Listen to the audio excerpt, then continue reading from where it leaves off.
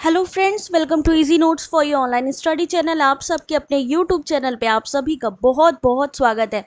Friends, हमारे channel पर जितनी भी यूजीसी नेट से रिलेटेड जितनी भी लेटेस्ट अपडेट हैं वो प्रोवाइड होती हैं। साथ ही जो भी यूजीसी नेट का एग्ज़ाम देने जा रहे हैं यूजीसी नेट जून का, उनके लिए जो मिनिमम क्वालिफाइंग स्कोर है उसको जानना बहुत ज़रूरी है। यानी कितने मार्क्स लाएं पेपर 1 और पेपर 2 में, क्योंकि अभी जून में एग्ज़ाम होना है। तो आपको आपका जो टारगेट है वो पता होना चाहिए कि कितने हम मार्क्स को लाने की कोशिश करें, चाहे वो पेपर 1 की बात करें चाहे वो पेपर 2। तो कितना कम से कम हम स्कोर करें या ज़्यादा से ज़्यादा स्कोर करें नेट जेआरएफ के लिए, जानेंगे इस वीडियो में। और साथ ही आप सबसे रिक्वेस्ट है कि अगर अभी तक चैनल को सब्सक्राइब नहीं किया है तो सब्सक्राइब कर लीजिए, जिससे कि जितनी भी अपडेट है साथ ही जितनी भी हमारी लाइव क्लासेस है वो आपको मिलती रहे। तो चलिए बात करते हैं कि यूजीसी नेट पेपर 1 पेपर 2 में कितना स्कोर करना ज़रूरी है, कितना है मिनिमम क्वालिफिकेशन जो आपका स्कोर है। तो अगर हम बात करें यूजीसी नेट का जो क्वालिफाइंग मार्क्स है या पासिंग मार्क्स है, उसके लिए कितना टारगेट किया गया है जनरल के लिए, यानी जो जनरल कैटेगरी है जो आपका, उनके लिए है कि पेपर 1 40%, पेपर 2 40%। लेकिन अभी ये भी कर दिया गया है कि दोनों में अगर आपके 40% है तो भी आपको क्वालिफाई माना जाएगा, बोथ पेपर को मिला के। बाकी OBC, PWD, SC ST, transgender के लिए 35% दोनों पेपर को मिला के। ठीक है, ये है आपका यूजीसी नेट का क्वालिफाइंग मार्क्स।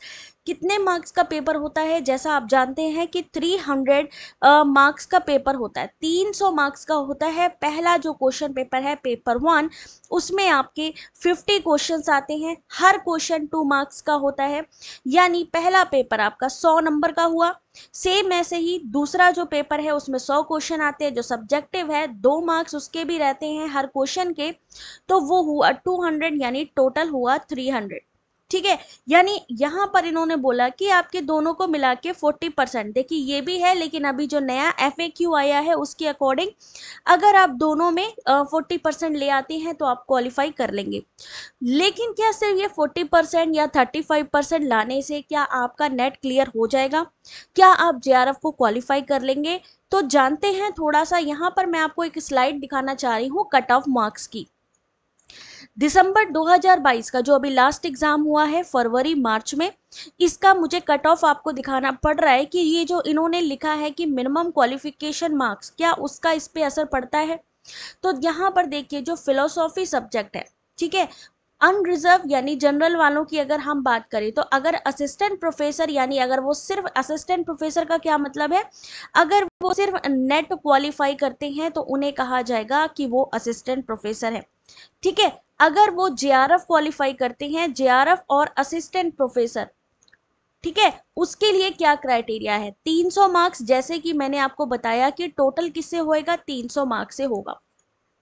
तो फिलोसॉफी में जनरल वालों का अगर हम बात करें, जेआरएफ का जो क्राइटेरिया है 226 है, केवल 17 बच्चे जेआरएफ क्वालिफाई करे हैं।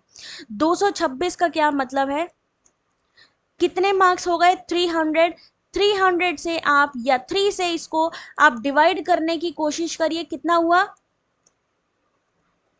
कितना हुआ, कम से कम अगर हम बात करें कि लगभग अप्रोक्स 75%,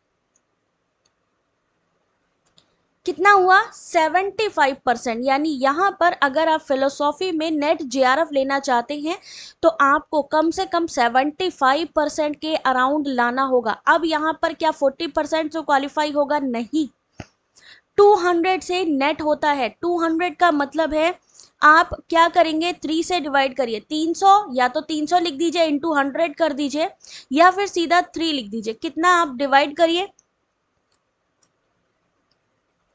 66%। यानी कि आपका जो 40% का इन्होंने कहा है मिनिमम क्वालिफिकेशन, वो मिनिमम है, लेकिन सिलेक्शन किस बेस पे होगा, मेरिट पे।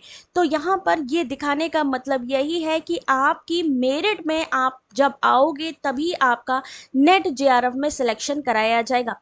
यहाँ देख सकते हैं 75 जेआरएफ के लिए, 66 चाहिए फिलोसॉफी के लिए। अब मान लीजिए साइकोलॉजी सब्जेक्ट है, यहाँ पे देख सकते हैं साइकोलॉजी अनरिजर्व, यहाँ पर जनरल वालों की बात करें तो कितने पे हो रहा है, 70% पे सिर्फ असिस्टेंट प्रोफेसर ही हो रहा है क्वालिफाई। 70%, 210 है, 210 का मतलब क्या है, 210 को आप 3 से डिवाइड करें, कितना होगा, 70%। 70% पे सिर्फ असिस्टेंट प्रोफेसर हो रहे हैं। 236 3 से डिवाइड करिए, कम से कम 78% से, अप्रोक्सीमेट मैं बात कर रही हूँ लगभग में, तो अप्रोक्सीमेट 78%, यानी कि आपको कितना स्कोर करना है पेपर 1 पेपर 2, क्योंकि जितना भी ये जो आपका स्कोर आता है कितने में आता है देख सकते हैं, टोटल से ही आपका निकाला गया, 300 से निकाला गया, यानी दोनों पेपर को मिला के आपको कितने मार्क्स लाने जरूरी हैं ये आप देख सकते हो अपनी कट ऑफ से। जैसे कि सोशलॉजी की अगर हम बात करें, देख सकते हैं 230 चाहिए जेआरएफ के लिए, 202 चाहिए आपको असिस्टेंट प्रोफेसर बनने के लिए। यानी अगर हम जो क्वेश्चन पेपर देख रहे हैं वहां पे कहीं ना कहीं ये दिखाई दे रहा है कि अगर आपको 65% से ज़्यादा स्कोर करेंगे तो ही आप मेरिट में आ सकते हैं। हालांकि कुछ ऐसे सब्जेक्ट भी हैं जिनमें कंपटीशन कम है, यानी बच्चे कम है, जैसे एंथ्रोपोलॉजी की बात करें, ठीक है, तो वहां पर आपका स्कोर थोड़ा कम भी जाएगा। ऐसा नहीं है कि सभी के लिए 70% है या 78% है या 80% है, नहीं, कुछ ऐसे सब्जेक्ट भी हैं जहां पे स्कोर थोड़ा सा कम भी गया है। तो देख सकते हैं यहाँ पे क्या है, अगर हम बात करें 60% पे यहाँ पे क्वालिफाई हो रहे हैं नेट जेआरएफ। जेआरएफ के लिए 186, यानी 3 छंग 18, यानी कम से कम आप मान सकते हैं 3 छंग 18, 3 दूनी 6, 62%।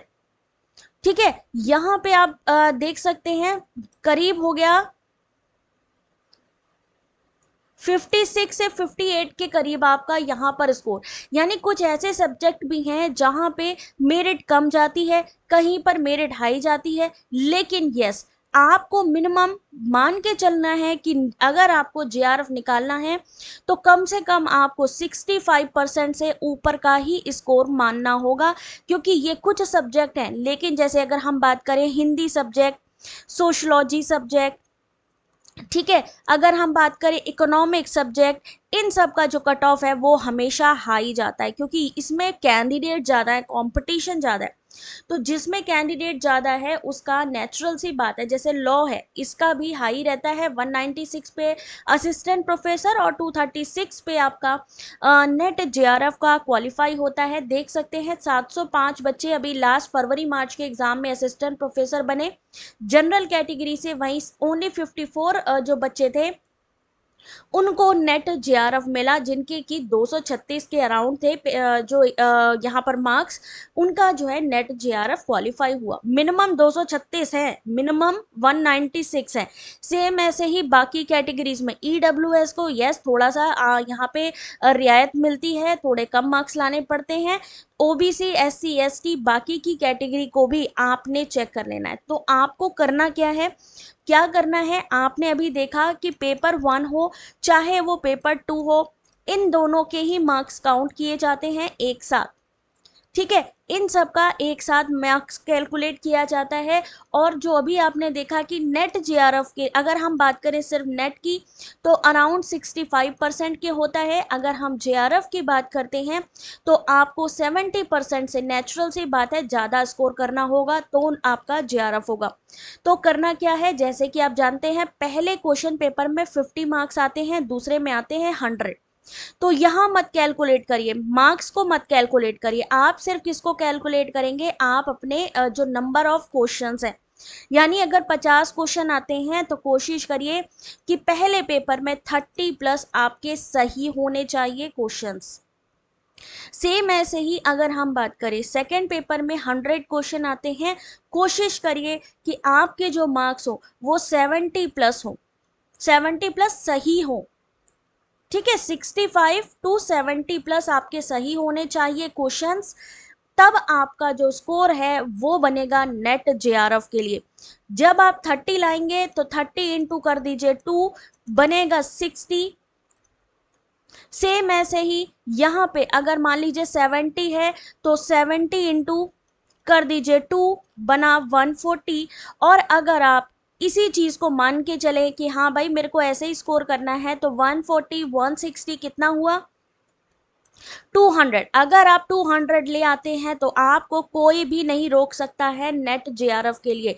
कम से कम 200 मार्क्स लाने जरूरी हैं अगर आप चाहते हो कि नेट या फिर जेआरएफ हो। और अगर इससे ज्यादा मार्क्स लाते हो तब तो वेल एंड गुड है, क्योंकि जितने ज्यादा मार्क्स लाओगे उतना मेरिट आपका तैयार होगा। हाई कंपटीशन होता है। आपका जो पासिंग स्लॉट रहता है वो 6% का ही रहता है, यानी आपके सब्जेक्ट में सिर्फ 6% बच्चों को क्वालिफाई कराया जाता है, जिसमें कि 1 से 2% आपके रहते हैं जिनको जेआरएफ मिलता है, बाकी आपके 4 से 5% रहते हैं जिनको नेट मिलता है। इसलिए कंपटीशन हाई है। जून का एग्जाम बहुत बच्चे देंगे, इसके बाद सीधा जो एग्जाम होगा वो होगा दिसंबर का, दिसंबर 2023 का। तो बहुत सारे बच्चे इस बार भी बैठेंगे। तो ये बिल्कुल मत सोचिए जो कट ऑफ है वो कम जाएगी। कट ऑफ नेचुरल सी बात है, अगर बहुत ज़्यादा पेपर हार्ड हुआ तो ही कट ऑफ लो जा सकती है, अदरवाइज कट ऑफ जो है हाई ही रहेगी। कम जाने की संभावना बहुत कम है, क्योंकि पेपर जो है मॉडरेट लेवल का आ रहा है। इसलिए आप लोगों ने ज़्यादा से ज़्यादा स्कोर करने का कोशिश करना है कि कम से कम मैं 35 क्वेश्चन सही करूं, दूसरे में 75 क्वेश्चन सॉल्व करूं।